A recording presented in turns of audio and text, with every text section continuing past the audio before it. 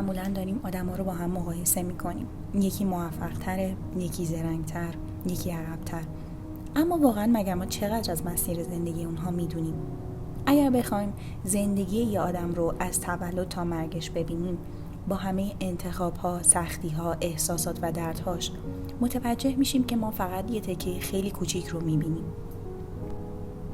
با همین اطلاعات ناقص قضاوت می‌کنیم و بیرحمانه خودمون و دیگران رو با هم مقایسه می‌کنیم.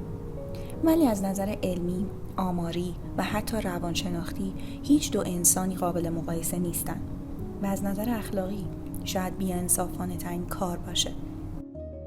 روانشناسان مثبت‌گرا نیز بر این باورند که انصاف یعنی پرهیز از قضاوت‌هایی که بر پایه احساسات شخصی و دانسته‌های ناقص ماست.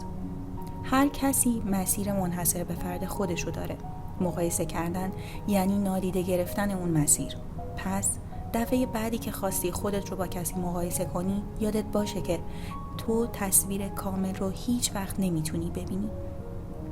به جای مقایسه کردن از خودت بپرس در این لحظه چه کاری میتونم انجام بدم که با ارزش هام همسو باشه و من رو به هدفم نزدیک تر کنه. حتی شده با یک قدم کوچیک سعی کن به جلو حرکت کنی، چون مسیر تو فقط مال توه.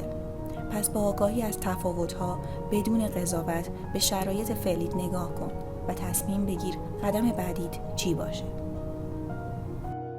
برای ویدیوهای بیشتر سابسکرایب کنید.